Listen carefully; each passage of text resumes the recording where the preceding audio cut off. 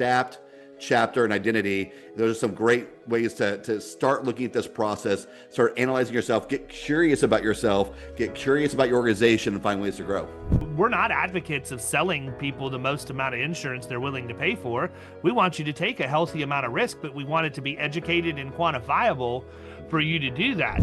This mindset of we can't make mistakes, therefore I can't point out a mistake, whether I made it or someone else made it. They create this culture that just keeps everything inside. People keep their head down, grind. Agents are more like salespeople by and large than they are consultants, except the people who listen to this podcast. I may not make the most money, but I'll never miss an opportunity, period. For a small business, when you're in that $5 to $50 million range, operations is operations. So I really have been able to help a lot of different organizations in a lot of different ways, increase revenue, decrease costs, give owners back more time so they can focus on growing the business instead of being down working in the business instead of on the business, as the old saying goes.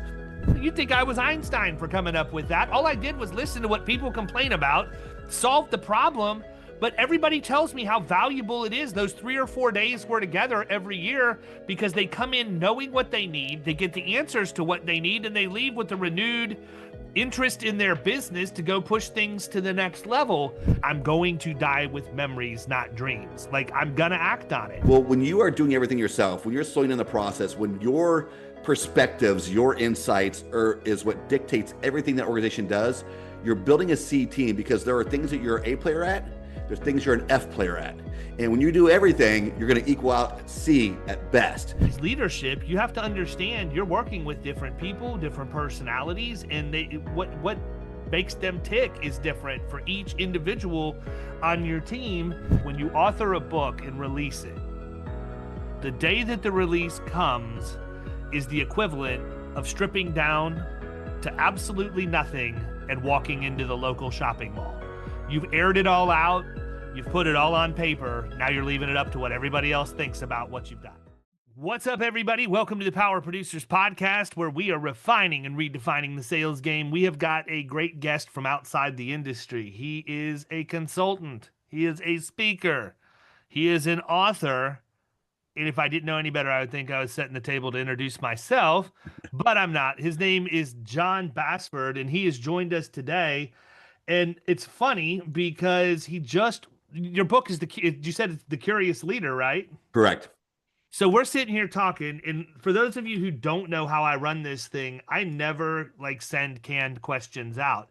It's always interesting, especially when you're using I'll get a lot of people from podcast booking services or whatever else. They say, well, what questions would you like to ask ahead of time? Some people won't come onto the podcast because they're afraid of what's going to be asked of them or whatever, which is kind of weird to me. I mean, you're looking for exposure, but I guess not bad enough. But when we were talking, I explained that to Jon, and I said, to be honest with you, I don't prep all this stuff. And the reality is I do kind of skim over and look at people's bios, maybe check the website out. But we had Caroline's 5th grade clap out this morning, and I went over to be at the elementary school with her, and I didn't have time to do that this morning. So I told him, I said, I'm just going to let my own natural curiosity carry the conversation, which has worked out pretty well so far. And then he tells me his book's The Curious Leader. So we are going to get into curiosity at some point. But for your edification, we didn't talk about this before I hit record.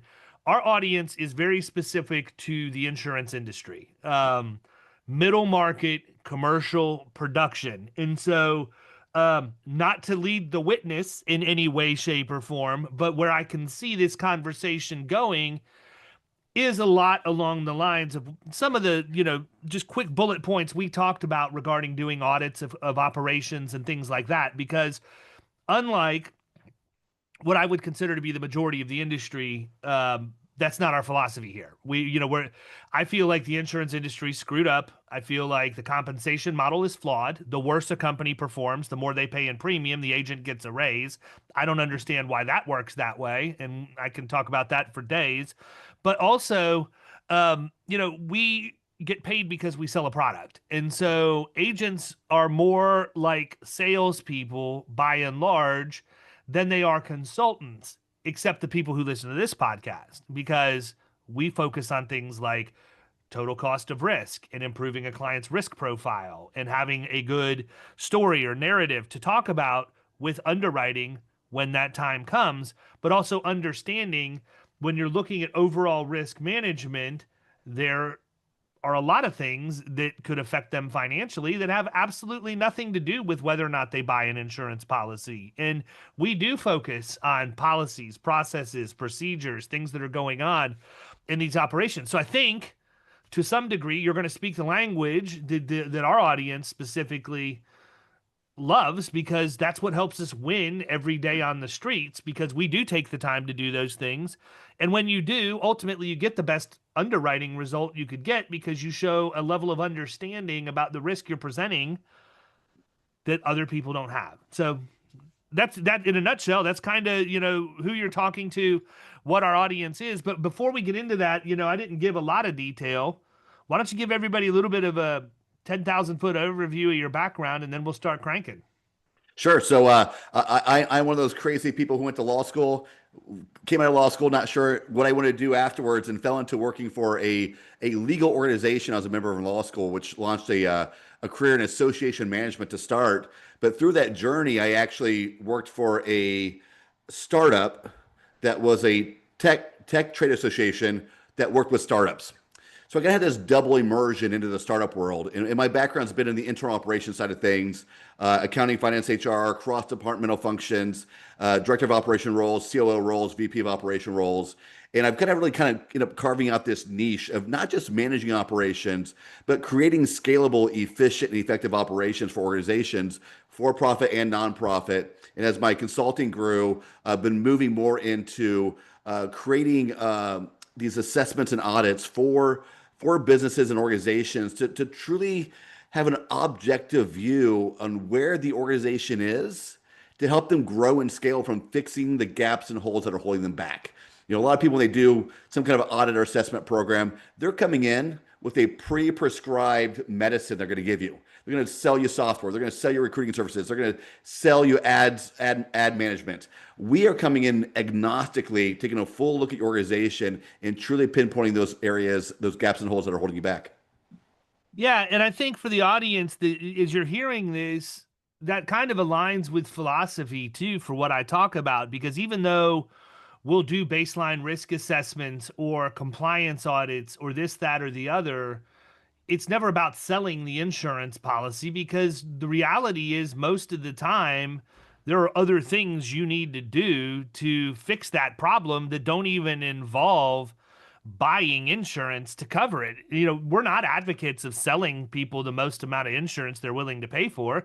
We want you to take a healthy amount of risk, but we want it to be educated and quantifiable for you to do that. But what I do tell people is, if you want to hire me, you got a couple different ways to do it. We're happy to come in and work on a fee-for-service basis as straight consultants, and we're going to go deep as you want us to. Or if you want to use money you're already spending, we're happy to handle the placement of your insurance program for you, but that's going to require you naming us your agent of record, or, signing a letter of engagement that lets us go out to the marketplace and ultimately build a program the way that it needs to be done. It's never about the end game of selling the policy. Certainly that's how we get paid. Certainly we're interested in that. But to your point, I hear it all the time, man. I mean, I own a company.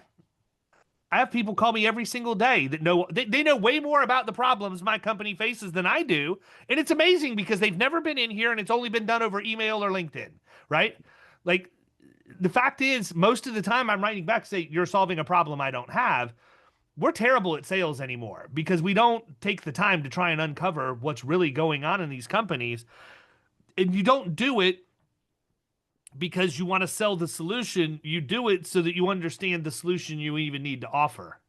You know what I mean? Yeah, yeah. And whether you are selling insurance, you're selling real estate, you're selling widgets, you're whatever it is, selling legal practice, there's so much internal operations that goes into running a business that affects the way you do everything. That affects the way you run internally, the way you work externally. One of the greatest examples I love giving about why internal operations is so important, about how you run your business, from your invoicing and your contracting process, everything in between, is looking at Fisker Auto.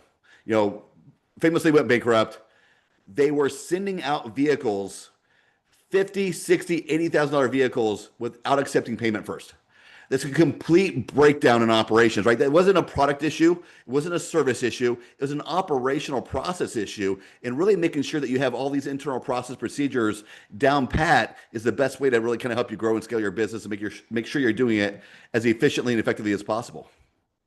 So you started out in the startup world, man. Where are you today? Because everything that you said that you do, and then you said I started with tech startups, da da da da. Everything, because I've very similar track, to be honest with you. One of the things I did early in my career, I've had a specialty in working with technology and life sciences companies, so I automatically plugged myself in as an advisor at the various technology accelerators and incubators that are tied to University of South Florida, University of Florida, Technological Research and Development Authority over in Melbourne, Tampa Bay Technology Forum, all of these places. But I'm sitting here thinking to myself, how did that work out in the startup world? Because all of that stuff's a plate of spaghetti in every single startup that I've ever gone to. And they're probably the ones who need that structure and help the most, but they don't really see the importance of it because they're shuffling 15 million things, in addition to. Yeah, I've gone to work with. So I worked in the association world. I worked in nonprofits. I worked for startups, several tech startups. Worked for small businesses, everything from digital agencies. Have worked with some insurance companies. Have worked facilities management companies. Everything really under the sun. Because when we're focused on operations, the vast majority of operations is fairly industry agnostic. Now, I can't walk into Amazon warehouse and tell you how to do their supply chain, right? Like I'm not that complex. But when it I don't comes to think Jeff Bezos could either, so yeah, I think you're okay, man. good point, good point. But for a small business, when you're in that $5 to $50 million range, operations is operations. So I really have been able to help a lot of different organizations in a lot of different ways, increase revenue, decrease costs, give owners back more time, so they can focus on growing the business instead of being uh, down working in the business instead of on the business, as the old saying goes. Yeah, no, I agree. I agree. So what's a normal engagement look like for you? Yeah, so our normal engagement is first and foremost is to do this assessment process where we're diving into your organization, we're looking at your decision making processes, we're looking at your capacity for change, your operational strength and maturity, your operational efficiency, diving into all of those areas, assessing those, providing you with reports, summaries, and a 12-month growth plan that you can implement yourself or work with us on a consultant basis to help you kind of coach and advise you through that process for 3, 6, or 12 months. Why the book? Why the book?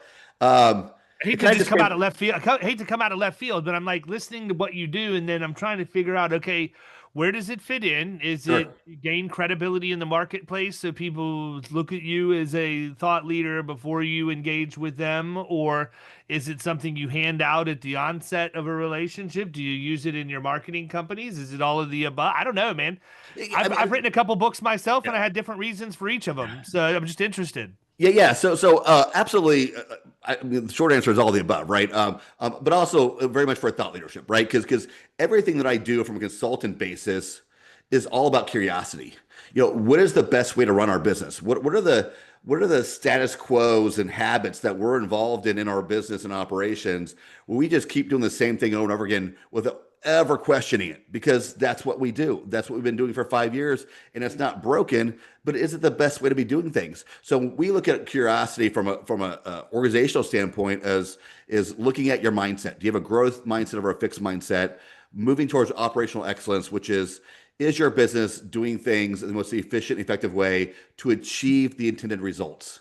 And lastly, for most organizations, it's not a one person shop. Obviously, there's some, insurance, real estate. You might be a solopreneur to some degree, but if you got a team and you have a vision for your organization, you got to bring the team along with you, which I define the curious culture as creating that atmosphere where you created this this place where people feel safe and secure to speak up, to speak out, to address change, to address improvement, and keep growing the organization from every step of the organization and every angle. What was the process like for you?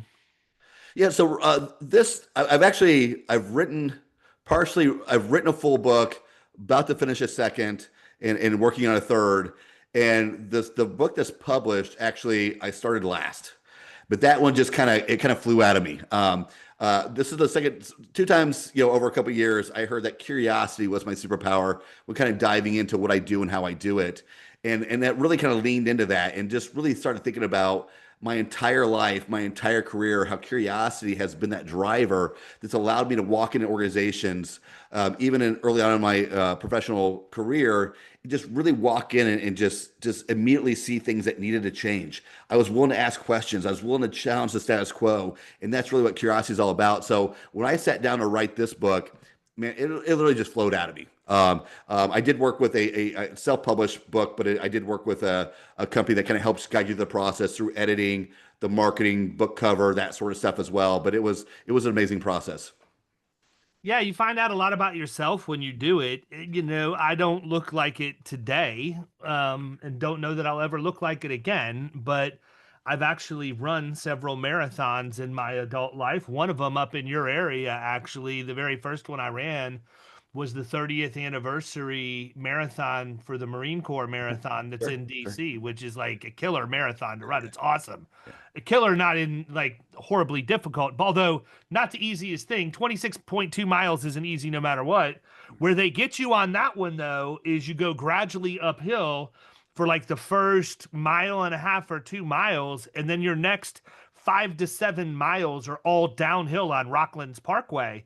And Mhm. you think, oh man, what a breeze. No, it's actually much more difficult to control yourself and your body running downhill like that than it is to run uphill or on flat ground. But people ask all the time, why did you do it? Well, I did. The reason I did it is because I volunteered without thinking. That's the real reason. My dad was in his 50s at the time, and he had rheumatoid arthritis, still has rheumatoid arthritis.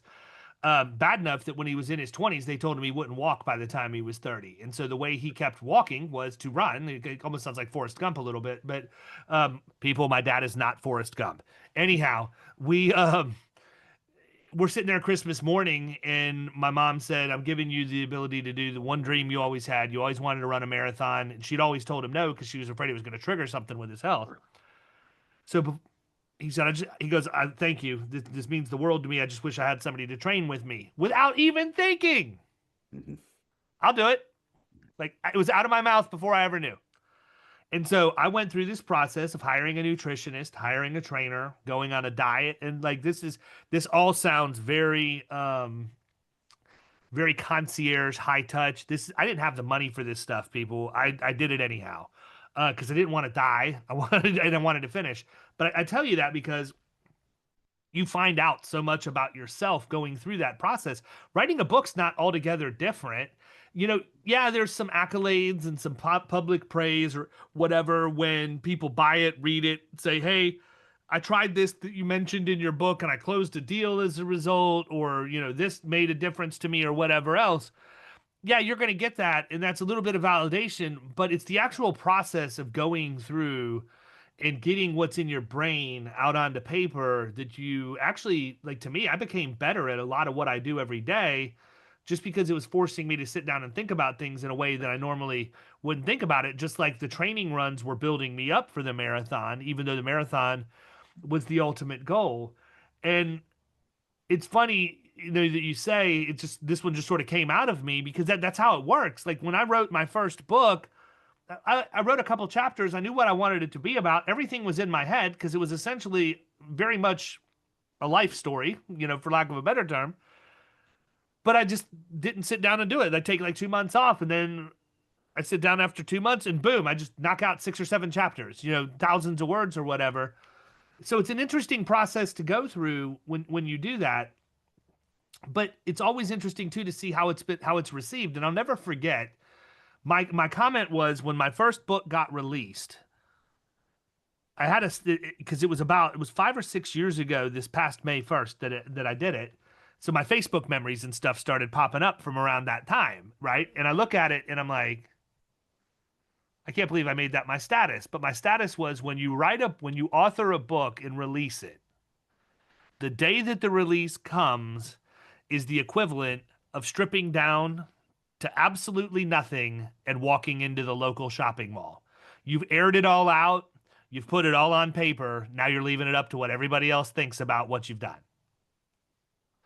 Yeah, 100%. Yeah, writing a book, it makes you think about, again, if it's a personal story, whether it's a personal story or a business book, whatever it may be, it requires you to look at everything differently, right? It almost, And be vulnerable and honest. yeah, you got to label things, you got to framework things, you got to package it in a certain way that it's organized and structured. And again, for aspects of your life and me and my business consulting, like I've done things this way since as long as I can remember. I never called it curious leadership. I didn't call it operational excellence. I didn't talk about a growth versus a fixed mindset. But you start framing everything. And the other book actually that's going to be probably released in the next 3 months is actually a more personal book for me as well. It's on co-parenting. Ah, I got tired of people asking me how was parenting, with your ex-wife, and I was like, great, we could write a book. And so one day I was like, it's time to stop saying that and actually write a book. So that's a much more of a personal thing too, and diving into my background, my history, both through my childhood and in my marriage and divorce, and it's a very very personal thing that you're putting out there 100%. yeah, and that's a book that's very much needed from personal experience because not everybody, well, people can write a book, but that book's going to read a lot differently depending on how it went. So, talk a little bit about what a normal engagement like for you now. What would be who would be a great prospect for you to go in and work with? Because you're dealing like you got about 50,000 people that are listening to this right now that go into businesses every single day, and they are certainly not qualified to do everything under the sun. So, what are things they could be listening for, or what would be a good opportunity for you? Sure. So I'd say our secret spot, our sweet spot is, small businesses, and nonprofits, 5 to $50 million range. Obviously, we've done smaller, we've done larger, but really, it's about the leadership and how they see the organization, and from a psychological standpoint, it's people who know that something's not right in their business, but just don't know what it is. They don't have clarity on what's wrong and what's working, what's not working. So we can come up, lift the hood, look underneath, and see what's going on. It also can be the people who say, "Hey, look, we got a pretty good business here, but we want to go from 5 million to 10 million or 15 million to 20 million, and we want to make sure we have the right foundation." Because I've seen it time and time again that what you're doing right now may work because of the scope and scale of what you're operating. But the minute you try to go beyond that, a lot of times it's either doesn't even just come back to where you were, but go past it because you break so many things in the process. And so really making sure you have that operational foundation. So we're out here working with CEOs, founders, executive directors that want to grow their company, want to grow their organization, and want to make sure they have that right operational footing. So if you hear, these type of leaders talking about being burnt out, spending, working 80 hours a week, everything has to go through them. They're just not sure what's wrong in the business. Those type of things that you hear from business owners and founders and CEOs, those are the people that we can absolutely help the most. Good deal. Now, we talked a little bit before we started recording about some resources and things that you have. I mean, we're certainly not close to wrapping up yet, but I want to make sure we get that out before we do. Yeah, so a couple kind of free giveaways for some people, and this is the same number for all three of these. So if you're in the U.S., you can text 33777. That's two threes, three sevens, 33777. So if you want the PDF of our first chapter of the book, text chapter to that number. If you want to take our organization identity assessment, which is how you view your business, how you view your organization, you can text identity to 33777. If you're looking to change and want to make sure that you have the kind of right attitude to change and have that mindset of adaptability, you can text the word adapt to 33777. So again, it's adapt, chapter, and identity. Those are some great ways to start looking at this process, start analyzing yourself, get curious about yourself, get curious about your organization, and find ways to grow. Yeah, I mean, I feel like that all of us get to a point at some point in the process where, and I say all of us, like I'm throwing myself collectively in there. I don't know that there will ever be a day that I'm not curious. I'm nosy, man. Like I'm curious about everything in life, and that, it doesn't help any that in my early 40s I was diagnosed with ADHD, because now that means that I'll be curious about something for 30 to 45 seconds and then I'll be curious about the next thing. And so I've got a lot of partial thoughts in my head. The cool thing is usually most nights by the time I go to sleep, I've brought closure to all of them. But always been a big reader, always been a big researcher in terms of like if I want to know the answer. And it's funny because I feel like more than anything else, even as an adult, that I would say is perceived to be successful by most people's standards, I still get knocked for my curiosity. What I mean by that is you could say any number of things to me, and I'm probably not going to need to use all 6 degrees of bacon to tie myself to whatever it is you brought up. So people make remarks about, like, they'll be talking about cutting their grass or planting a new tree, and I'll mention that I had a landscaping company when I was in my early 20s. Oh man, what haven't you done? You've done one of everything.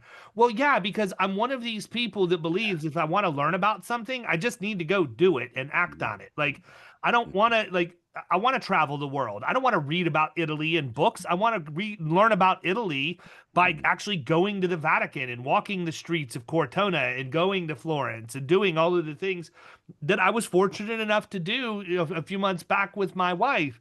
But that's one of the things that I think makes me relatively unique as an individual is I just don't, like, I've always said I'm going to die with memories, not dreams. Like, I'm gonna act on it. I may be coasting to the grave on fumes in the bank account, but I'm not gonna go with any lack of life experience. And I think that that's helped me quite a bit in my sales career too, because it makes it very easy for me to relate to people. And what's crazy is once they start having a conversation after maybe the initial jab, and they realize, holy crap, this dude actually like does have experience and does really know, like, at a reasonable level what he's talking about. I just have a lot of experience doing things because I take chances. Like, I tell my friends all the time, I will never I may not make the most money, but I'll never miss an opportunity, period. Because when opportunity presents itself, I will seize it every single time. I will make a very quick decision. Is this the move that I need to make? Yes or no? I'll make it. If I find out it's wrong, then I cut bait and I course correct and I move on. But I'll never miss the opportunity because I sat there overanalyzing it and gave myself paralysis by analysis. Right. 100%. Again, I love the paralysis or analysis by paralysis. Like I talk all the time about how a lot of business owners, when they're making a decision about something that's not necessarily in their wheelhouse, they tend to just not make a decision at all. Right, which is choosing to stay exactly where you are. You are making a decision. You're making a decision not to move forward. I kind of have a similar background, right? Like I'd say my curiosity what drove me to do some study abroad programs and travel and take on roles that like maybe were a tad risky. Go working for that startup tech trade association. Look, I was the fourth employee hired. I had a great job, great career, was raising up in that organization. But I saw the opportunity. I didn't look at a job description and say, that's what I want to do. I looked at the job description and says, I know what I can build from that. I know where I can take that job, and so and it's driven my consulting, right? I'm constantly looking at how can I take my skills, my abilities, and help as many people and organizations grow as possible. So like you, I'm always on the lookout for what is that thing that I can do. I'm working on a couple new assessments around curiosity, curious leader assessment, and curious culture assessments to help people understand who they are, get curious about who they are, what their organization is to continue to grow. And I was working with an executive coach 5 or 6 years ago, I wanted to grow my consulting business. And he's like, John, normally I have to get people to act. He goes, I need you to just stop acting. Like you take on so much. You have so many things that you want to do that inspire you. He's like, I got to get you to stop acting. And the problem is you do them, right? Like but you actually do them. 100% the same person, man. 100%. Yeah. Like people, like I get it all the time. How is it that you're like, how do you do everything that you do? Well, I sleep 4 hours a night, 4 or 5 hours a night. The rest of the time I'm active doing stuff. But let me ask you this. You go into a bunch of different shapes, sizes. You even said for-profit, non-profit, startup. I mean, it's all over the board. Mm-hmm. But I have to believe that when you go into these places, there's some things that you see that are common pitfalls that organizations fall into. What are some of those? Yeah. So a lot of times it's the leadership. And a couple things on that. One is working for organizations, and this is very much true with the startup-y founder type scenario. Even people who run their own nonprofit organization or family-owned business, but they feel like they have to be the gateway, the gatekeeper to everything. They have to touch every single thing that happens to that business. A couple things here, right? It's incredibly inefficient, and here's what I always say about CEOs, business owners who want to do everything themselves and micromanage everything is you are literally building a C team. And you talk to any business owner out there, what kind of team do you want to build? I want to build an A team. Well, when you are doing everything yourself, when you're slowing down the process, when your perspectives, your insights is what dictates everything that organization does, you're building a C team because there are things that you're an A player at, there's things you're an F player at. And when you do everything, you're going to equal out C at best. And so that's one of the biggest things I try to get leaders to look at and see is like, you got to hire the right people. You got to trust those people, trust but verify. I'm not saying to just leave them out on their own, but you got to allow for those new perspectives and new ways of doing things, and really get out of your own way and let the business thrive. And another thing I often see is that business owners tend to outsource first or hire first what they're good at and not what they're not good at. And Mm. what happens is it pulls them into these areas where they don't have the competence. And that's where they get struggle with decision making processes. Again, I see this in internal operations all the time, right? We hire a sales team, we hire a marketing team, we hire this, but we don't hire a CFO, we don't hire a bookkeeping team. And the business owner does it all. They get sucked down into the internal operations of things, the administrative functions of the business, where they should be spending their time growing the business, working on sales, working on the marketing, but they get sucked into that. Those are some of the biggest challenges I see. When you're talking about a nonprofit, small business, tech startup, whatever it may be, those are some very similar problems I see across the board. And so, in my thoughts as you're saying that is if you're hiring people in for what you're naturally attracted to or strong at, how great is that relationship with the person you hired? Because now you're probably micromanaging them because you don't want to trust them to do it the way that you would do it. Like that just, I mean, I could see that being a major issue, but I also understand the piece of it. Well, I'm going to hire people in because I can manage them in this because I know it really well. But, then we have to figure out all of the other over here. There's just so much unknown. I feel like a lot of times people just really need to step back and try to do their best to become self-aware. Like Yeah, yeah. if you were to say to me, David, what are the things you're good at and what are the things that you really feel like you need help with or that you're not the best at? I'm going to give you a list and it's going to be pretty darn accurate, man, because these are the things that I think about. And as I hire people or bring people into my circle, I'm looking for people who are going to make me better, stronger, whatever else. You don't know this. My listeners probably do, but every year in June, we have an event for my online community where I work with individual producers and agencies across the country and grow in their middle market commercial book. We have an in-person event in Key West every year. And one of the things that I started doing a few years ago, actually, I started it at the very first one, and it started with an open mic. And then we had so many people started to come. We have problems because now I don't have enough time to go through open mic. We have a couple hundred people there. You've just lost your whole first day. Yeah. So I started putting out a program guide, but I asked two very simple questions. Number one, what is something or a couple of things that you're very good at, proficient in, and can help other people learn? And the second one is, what are things you're weak in that you need somebody who's proficient in to help you while we're at the event? That's it. Yep. And I want you to get me the answers to those questions. We put a program guide out and everybody reads it and they know who they want to try and connect with when they get there. Now, most people in my online community have a working knowledge of everybody who's going to be there anyhow. The internet has changed everything as far as that goes, but they may not know somebody to the degree they would if you get together in person. What that did was it, number one, made us not have to have open mic time, which saved time to bring in more educational content. But number two, it made it a lot more efficient because now you're going to actually get the answers to the things you need help with, and vice versa. So it's interesting because to like that's the problem with conferences. By the way, I don't know if you know how insurance conferences work, but you go to listen to the keynotes, you go to the breakout sessions, but there's no real collaboration most of the time between you and your peers that are there.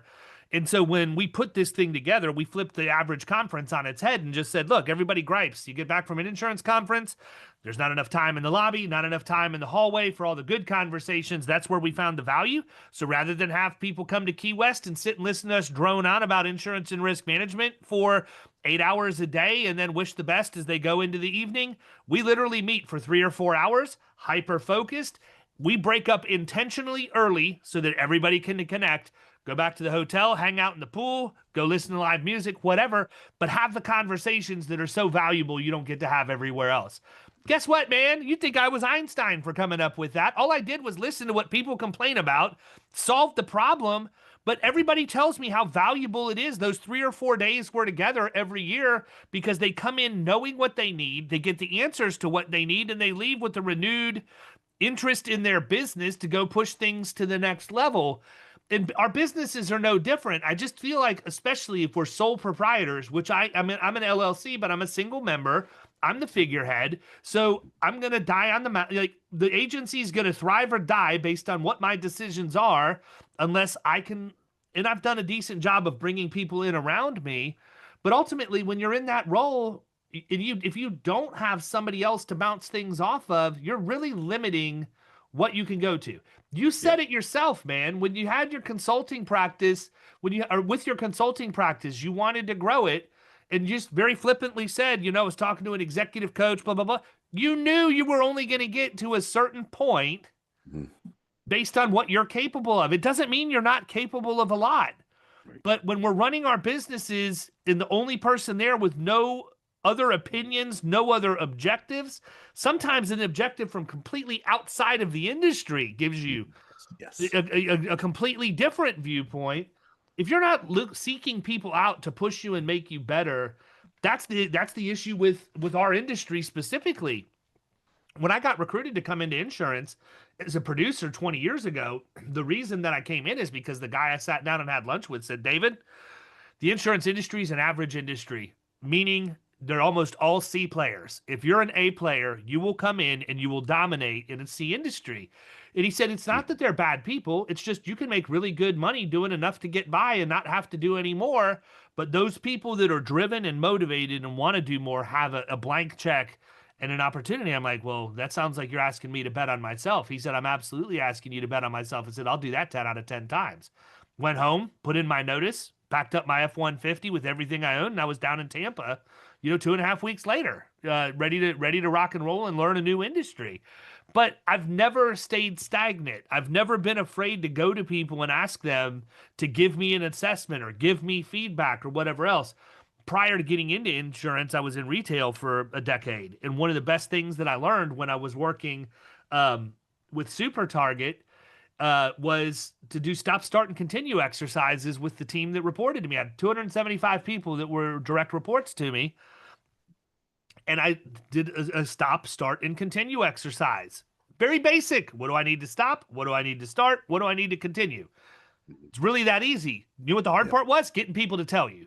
Because people in leadership typically give you lip service. I'd love to hear your feedback. I'd love to hear your thoughts, but then they basically dismiss it or don't take it into consideration. They do what they want anyhow. Or worse, they give you negative feedback, and then all of a sudden there's retaliation or repercussions for them doing that. It's a very interesting skill set to develop to gain enough trust and build a culture to where people will give you that open feedback. And it only comes by a select few being willing to take the leap of faith. And then ultimately you showing, hey, you know what? I'm not going to give you what you want just because you asked for it. Yeah. But we're going to go through this. And I'm going to be honest with you. If there's things in here that make sense, we're going to figure out how to implement it. Like if you tell me I need to stop doing this, I'm going to look at it objectively and say, I understand why they're saying that. I'll stop doing it. There's no reason for me to do that any further. Or if there's things you want us to start, we're going to look at the merits of it. Or things you want us to continue. Guess what happens? Over time, in doing that over and over, and I did it. I never did it with everybody at once. I started out with a small group because it was easier to get people to work and talk in a small group. But ultimately, there would be times where we would have 50, 60 people in there, but I would do it once a quarter and I would continually do it. At some point, you end up with a whole lot more continues than you have starts and stops. But you have to actually take action on that information. And I learned so much about myself. I applied what I needed to do to become a better leader as a result. And I've actually taken that same thing and morphed it into the role that I have today. So if I go in and work with an HVAC contractor and they've got issues with their workers' comp, I do an anonymous stop, start, and continue with them. I'll bring their team in and say, listen, your executive team's not going to have any clue who said what or anything. I'm going to give you guys a piece of paper. I'm going to ask you 3 questions. I want you to write your answers down, flip them over face down in the tray when you're done, and then I'll take everything back and I'll type it up, and they're going to get a typewritten report of the stop, start, and continue exercise. And guess what I found out? Everything. You'll find out everything, man. Good, bad, otherwise. Some of it you have to dismiss. A lot of it's really good, but they were having auto accidents. Guess why? Because they were scheduling too many jobs for these guys, not giving them enough time to get one done and get to the next one. They were having to rush. Their driving got sloppy. Guess what else was happening? Water damage claims, because they weren't tightening everything the way they needed to. The installs weren't being done right because they were on a time crunch. So I asked him, I said, I asked the leadership, I'm like, how much are we spending out of pocket for things you're not even claiming on your insurance? And they gave me a number. I'm like, so what's your profit margin? I mean, you understand where I'm going because you do this every day, but like, it's just a natural curiosity of when you get those answers, because now I'm really invested in this. Like, I see people who want to do a good job and work in this organization. And I see leadership that wants to have a great organization and be a great place for people to work, but they're not getting there. And now I feel like, you know what? I can really help them. I feel like I've got the key to this. Let me figure out how to negotiate a win-win for everybody involved. 100%. I mean, the things you're talking about is what I write about in my book on the curious culture side, and a couple of things in there. So Google did a study. They're trying to figure out what makes a team successful within their own company, right? It wasn't some research project to publish, but they want to know what made a team successful in Google. So they did interviews and assessments and forums and all this stuff. What they came back was psychological safety. It was creating an environment where people feel that their voice is heard, have the ability to speak up, that they can do so, point out problems, point out solutions without repercussions. And that's exactly what you're talking about, right? You got to create this environment. They came to you and spilled the beans because they knew nothing bad was going to happen. But too many people have this mindset of, we can't make mistakes. Therefore, I can't point out a mistake, whether I made it or someone else made it. They create this culture that just keeps everything inside. People keep their head down, grind, in some regard, do as little as possible so they don't put their neck out, right? And so that which results in shortcuts, making bad decisions because you're not thinking objectively. You're not thinking what's the best way to do this. Like, I got to get this job done in the quickest way possible. And how do I do that? Well, you cut corners. That's how you do it. So, and leadership is putting pressure on them. Yeah. That only magnifies the issue. And it's a never ending cycle, right? And that's the other part of it is unless you want to work in a world of robots where you have to go through and program them to do what you want them to do when you want them to do it, is leadership. You have to understand you're working with different people, different personalities, and what makes them tick is different for each individual on your team. And being able to step back and empower those people to make decisions and be graceful enough to correct gently and redirect if it was the wrong decision and reward when it was the right, only perpetuates the result you're going to get. But I look at this because it's something that, I struggle with all the time here at the agency, because we use a large number of virtual professionals from overseas. Sure. Okay, that's a whole different dynamic because now you've got a completely different country, culture, all of that. And what I found is number one, sarcasm is not an international language. Like it does not exist in very many other places. Probably not many outside the zip code, honestly. But I can't be sarcastic with them because they're extremely literal. The other thing is they're extremely task focused. They want to. It's all about checking the box, and so it's difficult because no matter how hard I've tried, I can't empower. I've empowered them. I can't make them think for themselves. It's a cultural thing. And so it's like, now what do I do to deal with this? Over time, it's gotten a little bit better. And the only way it gets better is if you give them the freedom to make the decision and also the freedom to screw up. Like Yeah. you have to be okay with that. You have to be okay with letting go of something, knowing there's a likelihood somebody's not going to do it the way that you would normally do it. They're not going to get the result. And now you have another decision. How am I going to handle this? How am I going to handle this gracefully enough to where they'll still be willing to try and make a decision and think for themselves down the road without also not acknowledging the fact this didn't really work out the way we wanted it to, right? Right. It is also important to point out that like there's a difference between not what I wanted, expected, or how I would have done it, and it being wrong. I think we're too quick to judge something because that's not what we would have done, as opposed to was it right or wrong. In business decision making, there's very few black and white, right and wrong decisions. Most of it's subjective. You want to pick a new software to help your business grow. There are 20 out there. You can find 19 people who love one and hate all the rest, and vice versa, right? There's very few right and wrong. It's just, are we working together towards a common goal, doing that as efficiently and effectively as possible, and learning from our mistakes and keep growing. Right? That's the whole point. One last question before I let you run, man. Athletics. What'd you play growing up?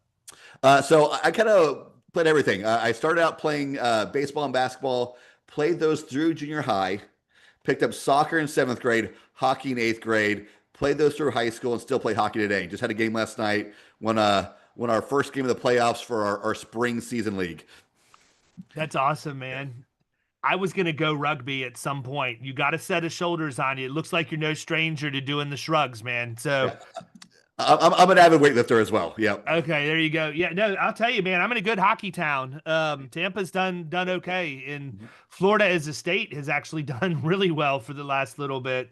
So I feel like Absolutely. we're kind of like marked at this point. People are going to be headhunting next year, but we go to quite a few Lightning games every year and always have a blast. And it's interesting because it was something that was so foreign when they first came down here, but the number of people that are transplants really helped it take off. It's been cool. So, well, listen, if people want to reach out, what's the best way for them to do it before I let you run? Yeah, I think on the consulting side and the audit process, everything, go to my website for Lateral Solutions is my consulting firm. It's think-lateral.com. Just go there, reach out to us on the website, see what we do, how we do it, and always happy to jump on a initial consult to talk about your pain points, what your problems are, and how we can help solve them. Good deal. He's already given you the 2 3s and the 3 7s. He gave you the 3 things that you need to text if you want to get those free items. He gave you his web address. And I also know that you're on LinkedIn because I sent you a request to connect while we were talking because I look forward to watching you continue to grow your practice and also take advantage of whatever you share on social as well. So I would encourage everybody to check Jon out. And you've got books coming out like crazy. You've got some that are already out and some on the way. So I look forward to seeing those come out and reading those as well. I appreciate you taking the time to meet with us this afternoon, man. It's been a great conversation, and I wish you nothing but continued success. Thanks for having me, Dave. I enjoyed the conversation. Yes, sir.